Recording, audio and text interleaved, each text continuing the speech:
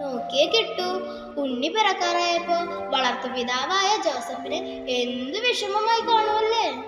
അതെന്താ മിന്നു അങ്ങനെ പറയണേ? ഉണ്ണി ജനിക്കുമ്പോ എല്ലാ വീട്ടിലും സന്തോഷമല്ലേ ഉണ്ടാവാ? അതെന്താന്നോ, ഉണ്ണീശോ കാലിത്തൊഴുത്തിലല്ലേ ജനിച്ചത്. അവിടെ ആകെ വൃത്തികേടായിരുന്നിട്ടുണ്ടാവും. അവിടെ വൃത്തിയാക്കാനോ മാതാവിനെ സഹായിക്കാൻ ആരും ഉണ്ടായിരുന്നിട്ടുണ്ടാവില്ല. അതൊക്കെ കാണുമ്പോ ആർക്കും അവിടെ സങ്കടം ഇല്ലാണ്ടിരിക്കുക. ഔസേപ്പിതാവ് അങ്ങനെയൊന്നും തളർന്നിട്ടുണ്ടാവില്ല.